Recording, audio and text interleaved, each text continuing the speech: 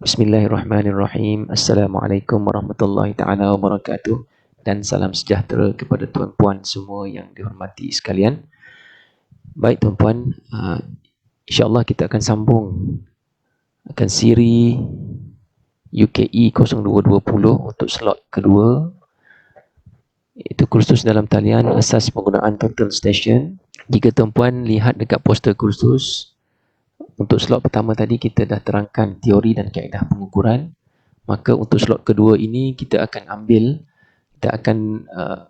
saya akan berkongsi ilmu dengan tuan-puan, iaitu tentang pengenalan dan penjagaan alat total station dan juga ujian alat yang digunakan untuk menjamin kualiti total station agar ianya survey ready ataupun siap sedia untuk diukur.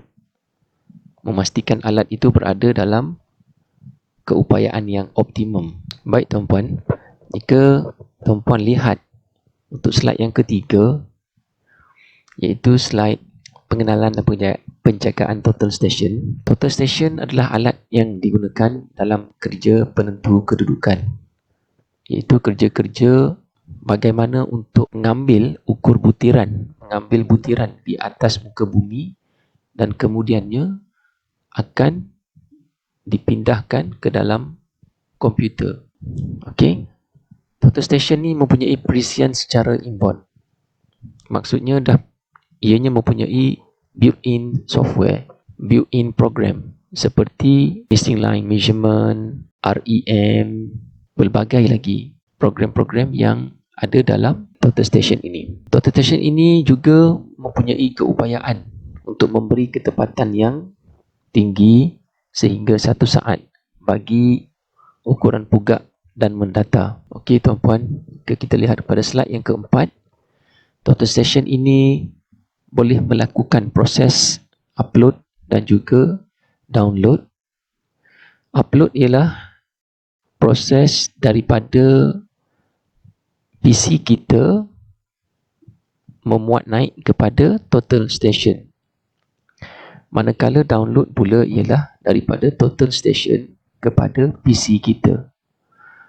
Upload ni bertujuan, contohnya jika kita ada kerja-kerja seperti setting out piling point ke, setting out jalan ke, setting out jambatan ke. So untuk upload ni kebiasaannya file yang digunakan ialah file format CSV ataupun file Excel. Ianya diupload siap-siap ke dalam alat supaya apabila di site nanti ianya akan memudahkan kita pengukur untuk membuat proses setting out tersebut. Download pula ialah daripada alat kepada PC. Contoh kerja download seperti apabila kita dekat site kita telah mengambil ukur butiran atau kita mengambil ukur S-build sesuatu bangunan atau mungkin piling point yang telah ditanam tadi untuk membuat semakan dengan design, adakah ianya dalam toleran atau keluar daripada toleran. So ianya total station ini mampu untuk merekod data dan boleh download kepada PC.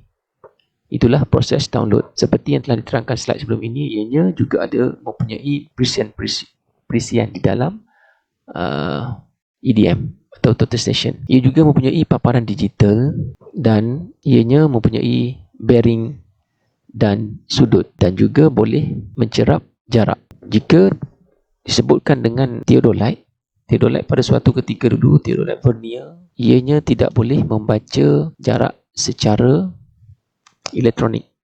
Ia memerlukan ukuran rantai. Okey tuan-puan, jika dilihat di slide yang kelima ini, komponen total station, tuan-puan lihat ianya ada di gambar sebelah kiri, dia ada pemegang, carrying handle. Ini contoh alat Nikon lah. Okey, kita ada pelbagai alat di pasaran. Kita ada teleskop eyepiece. Okey, tuan-puan lihat ini antara komponen-komponen utama dia lah.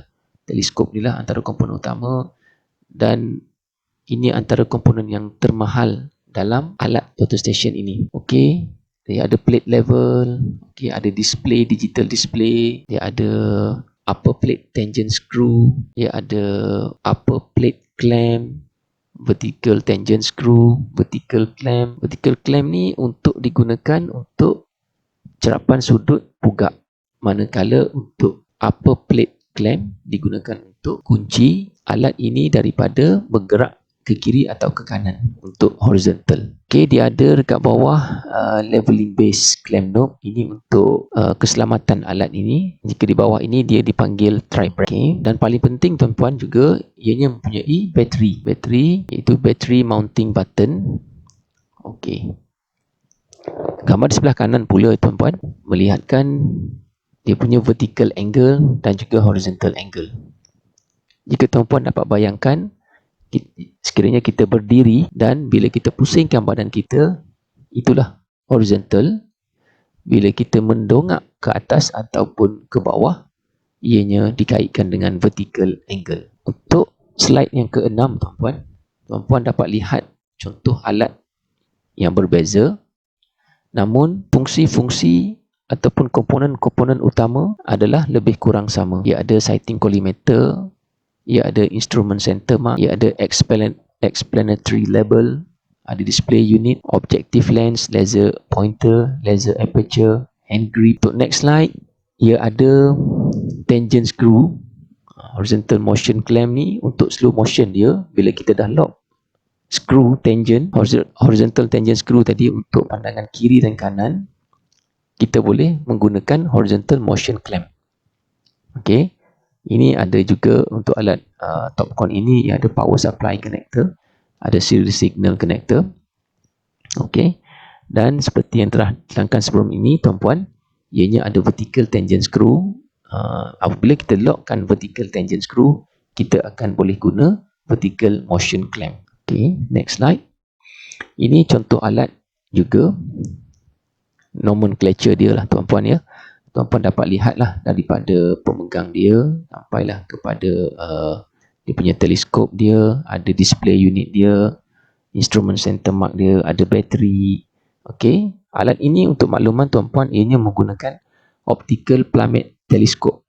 Okey, maksudnya yang kita telah sebutkan dalam siri sebelum ini, cara diri siap alat ada 3 cara, iaitu cara pelambab, cara optical plummet atau optical plumbing, dan juga cara menggunakan laser yang dikeluarkan daripada alat. Okey, untuk alat ini ia gunakan kaedah optical plummet tuan-puan ya. Ini juga pandangan daripada sudut depan dia.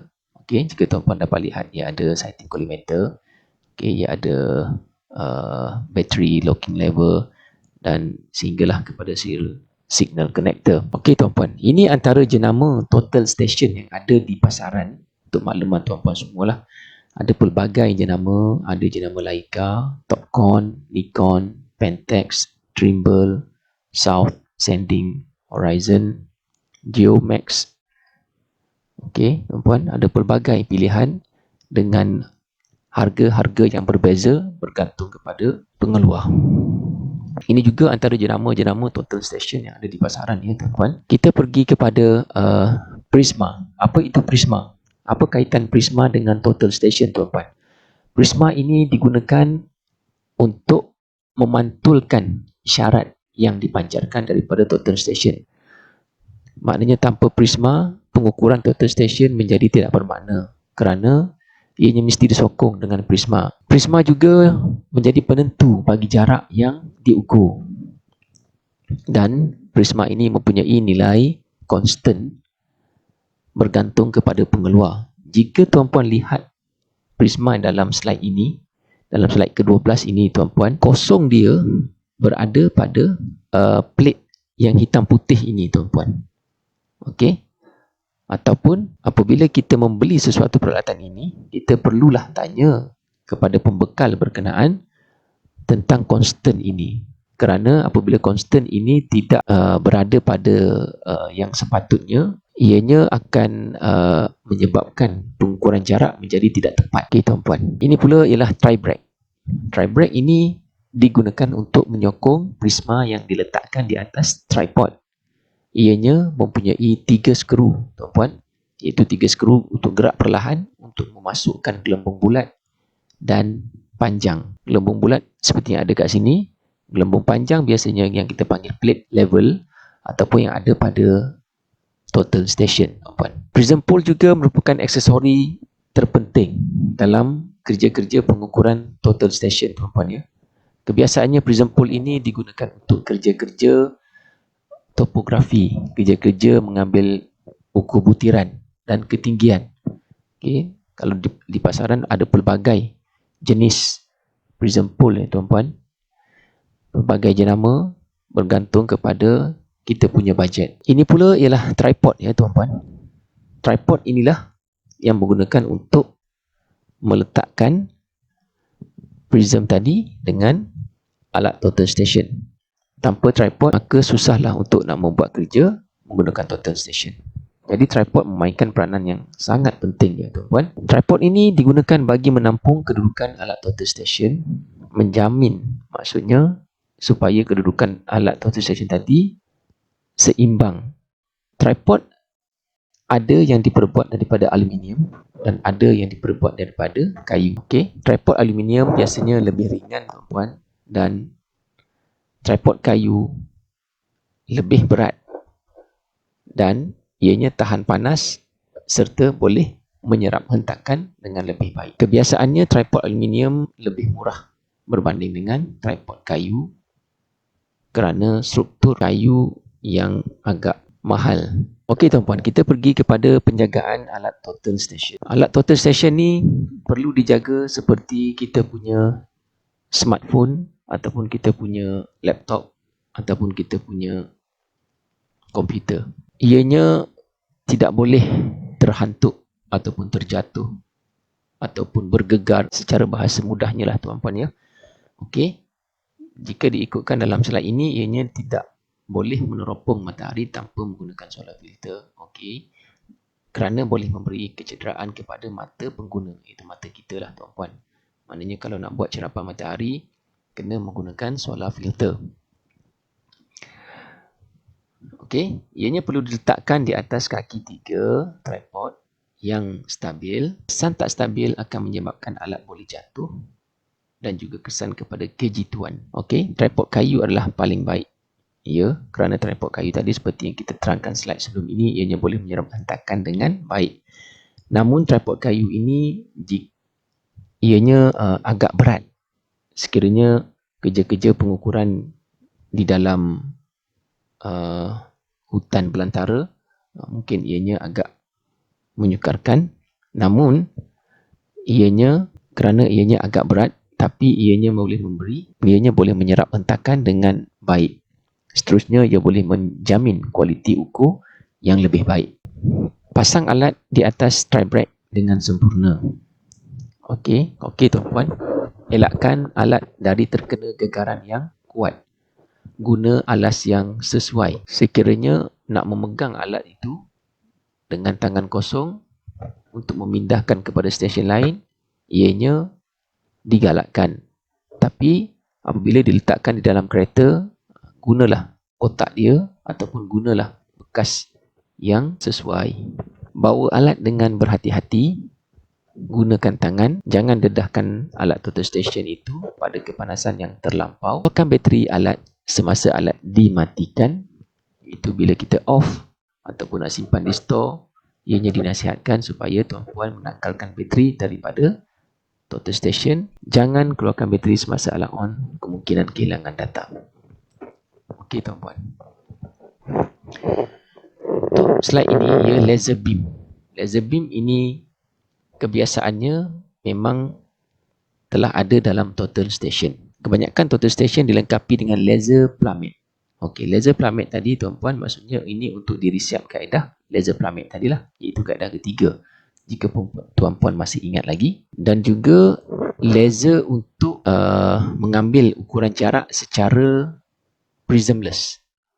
Okey tuan-puan, laser yang digunakan adalah berada dalam kelas 2 laser products, boleh membahayakan mata jika terkena pancaran tersebut lebih dari 0.25 saat.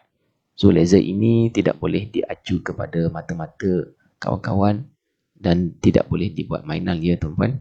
Okey, ini dia punya wavelength dia dan juga dia punya Spek dia lah tuan-puan. Ini merupakan aktiviti-aktiviti yang tak dibenarkan lah.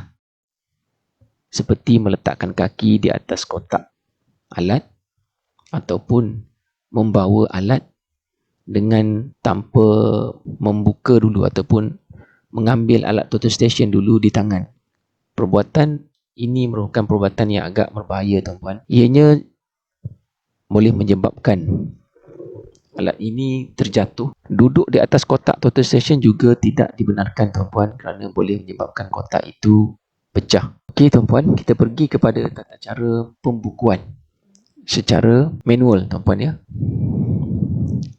Permulaan pembukuan, ukuran baru dimulai dengan differential field test, iaitu ukuran cadastre. Perlu ada maklumat nilai rujukan datum jika tuan-puan lihat ataupun masih ingat perkongsian sebelum ini.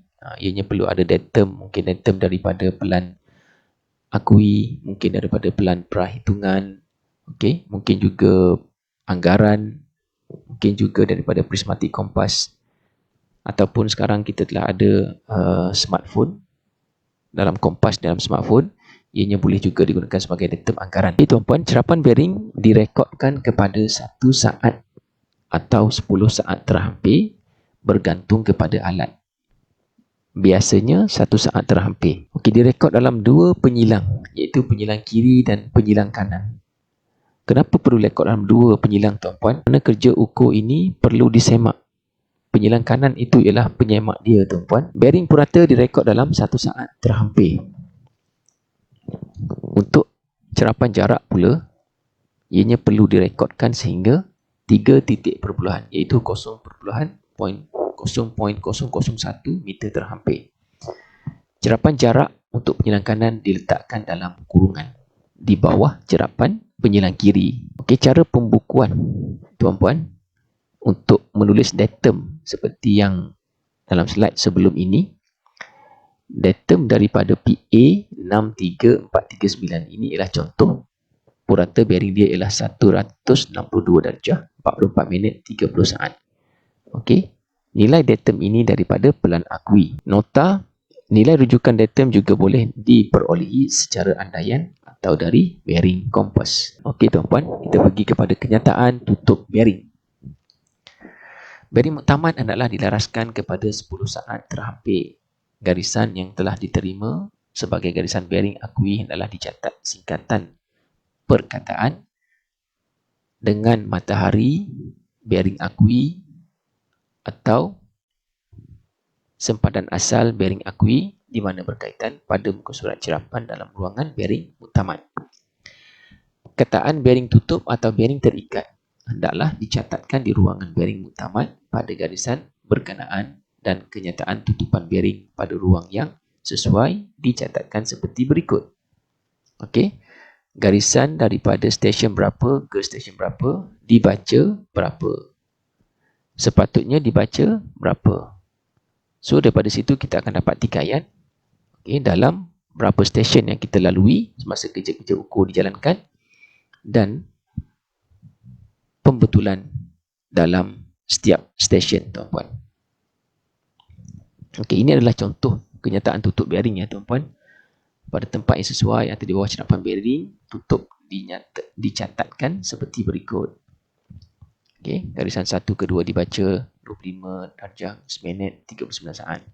Okey, sepatutnya dibaca 25 darjah 2 minit 50 saat. Jadi, tikaian dia jika dilihat 1 ke 2, ianya terkurang daripada yang sepatutnya. Jadi tikaian dia negatif 1 minit 11 saat. Ianya maksudnya ia terkurang 1 minit 11 saat dalam 11 stesen. Apabila terkurang, pembetulan dia perlu ditambahkan 6 saat setiap stesen, iaitu dalam 11 stesen tadi tuan-puan. Ini pula contoh lain kenyataan tutup bearing ya tuan-puan. Okey, tuan-puan boleh lihat. Ini juga merupakan contoh pembukuan kerja luar, iaitu slide yang ke-25 ini tuan-puan. Jika tuan-puan dapat lihat, ianya ada 1, 2, 3, 4, 5, 6 stesen ya tuan-puan. Okey, jika tuan-puan lihat datum dia, datum daripada PA 2, 3, 4, 5 ianya purata dia ialah 1125800. Okey, jika tuan-puan lihat dalam pembukuan ini juga ianya ada pembetulan M, pembetulan meridian. Meridian ialah pembetulan rotation ataupun pembetulan dengan matahari. Jika tuan-puan lihat sini, AZ, AK dengan MH ini ialah azimut akui dengan matahari. Okey, ianya menggunakan cerapan matahari ya tuan-puan. Dalam pembukuan ini juga ada pembetulan C. Okey, pembetulan C dalam 6 stesen. Tuan-puan lihat di sini. Okey, jarak yang ada dalam kurungan ialah jarak semakan menggunakan penjilang kanan. Ini merupakan hasil akhir berserta dengan dia punya lakaran bentuk terabas tadi. Daripada point ianya menjadi garisan, daripada garisan ianya menjadi poligon, dan daripada poligon inilah ianya mempunyai luasan untuk kegunaan kita. Okey, baik tuan-puan. Untuk ujian harian tuan-puan, mengikut Perkeliling Ketua Pengarah Ukur dan Pemetaan Bilangan 1 2003, okey, ujian harian ini tuan-puan, ianya perlu dilaksanakan di lokasi kerja setiap kali hendak memulakan kerja harian. Okey, contohnya begini tuan-puan. Sekiranya tuan-puan ada projek menanam cerucuk ataupun menanam piling point di site sebelum ini, dan tuan-puan juga ada stesen-stesen yang digunakan untuk rujukan. Katakan semalam tuan-puan close bearing tuan-puan daripada stesen 3 ke 4. Okey, untuk esoknya tuan-puan perlu lakukan bacaan 3 ke 4 jarak tadi, 3 ke 4, stesen 3 ke 4, dan harus memastikan jarak 3 ke 4 tadi hendaklah tidak lebih 10 mm. Ianya mesti tidak lebih 10 mm tuan-puan. Sekiranya lebih 10 mm, maka alat tuan-puan perlu dilakukan ujian differential field test. Okey, kebiasaannya differential field test ini dilaksanakan di lokasi kerja setiap kali kita nak mulakan kerja baru.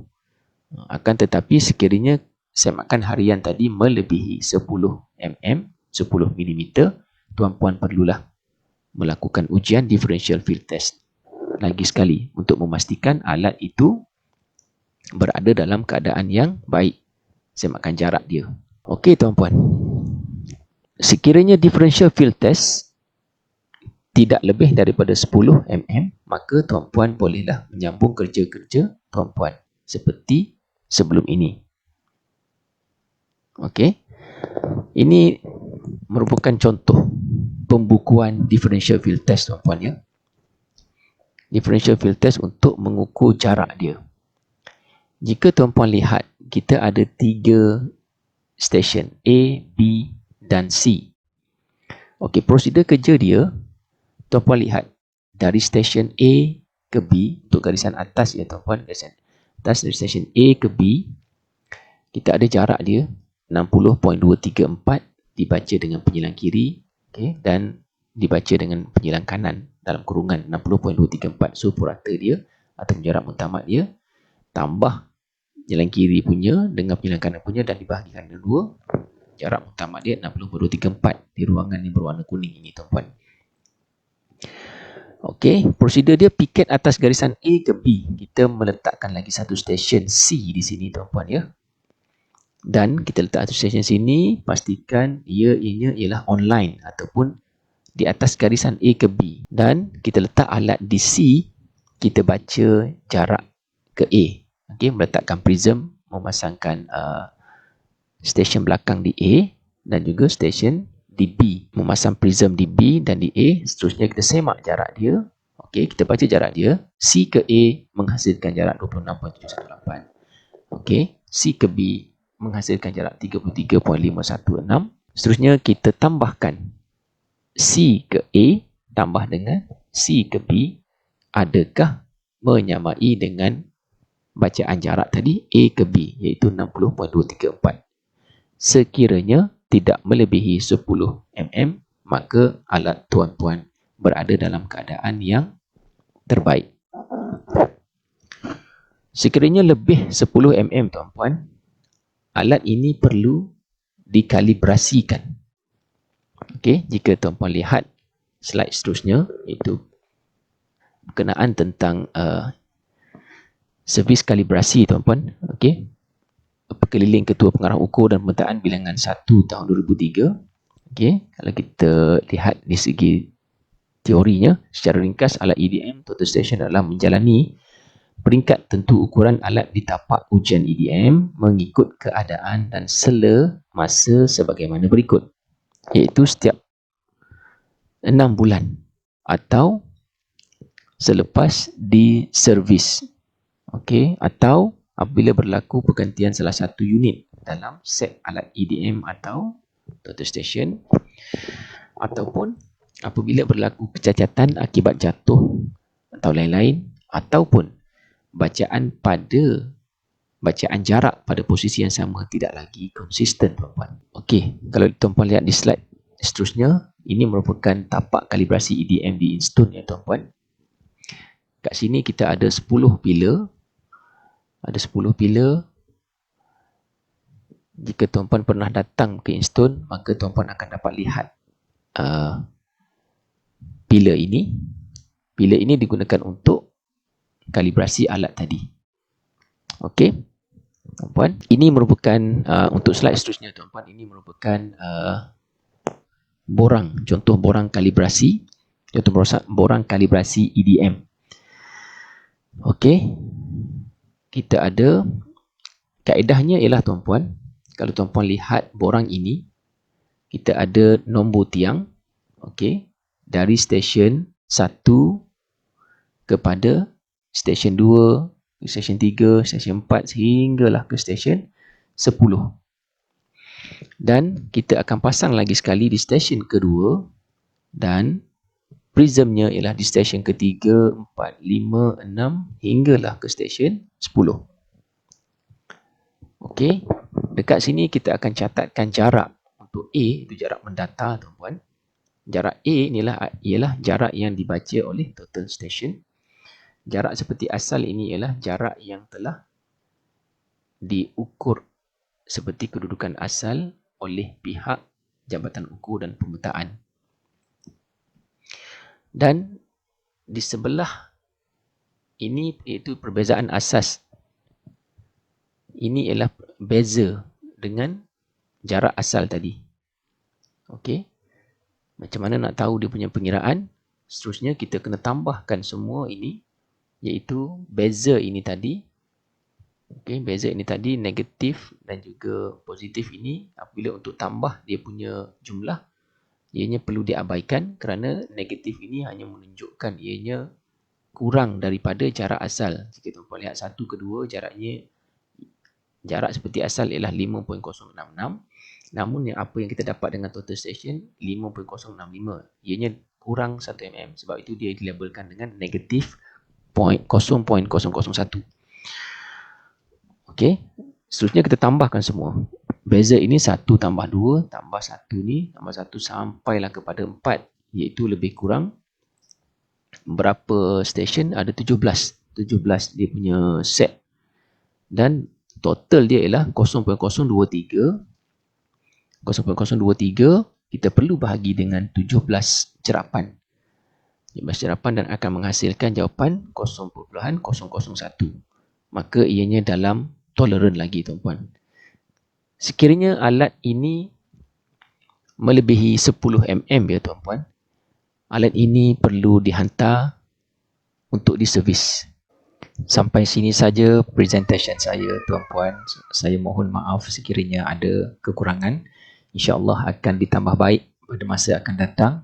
Jadi sebelum kita akhiri ini perkongsian ilmu ini, saya akan berkongsi dengan tuan-puan daripada Ketua Program Cadastre, iaitu Surveyor Mustafa bin Shahim, berkenaan dengan berkaitan antara Cadastre dengan Total Station.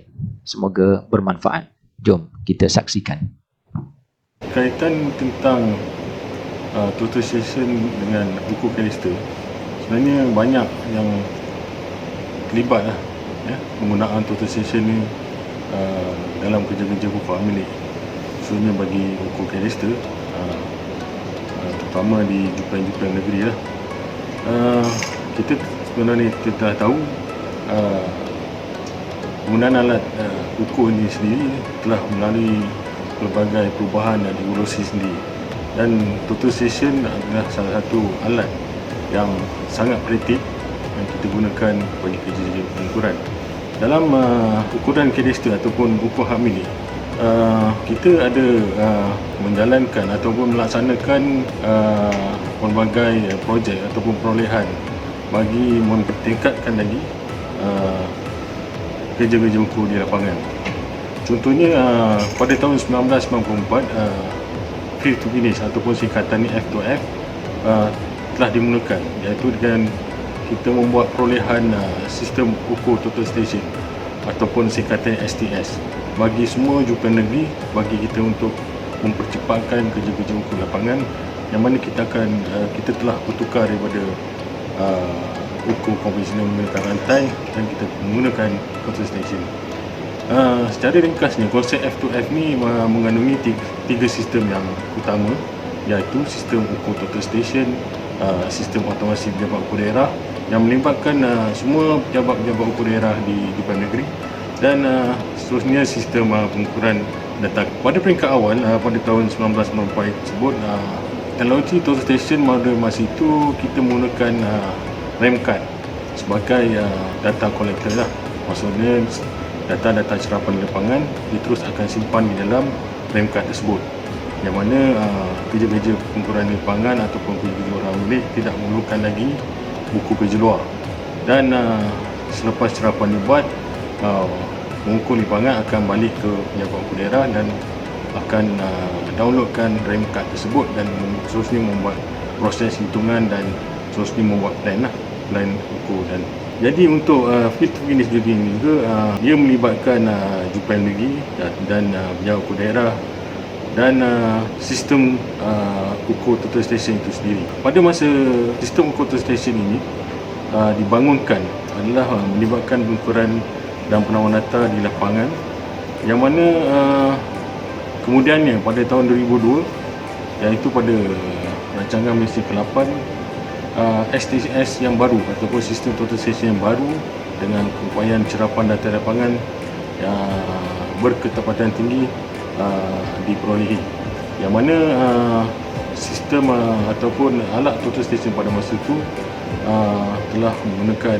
Bluetooth sebagai integrasi bersama dengan peralatan seperti notebook dan iPad masa itu sebagai compact iPad, dan diintegratekan pula dengan GPS sebagai lokasi data di lapangan Callister.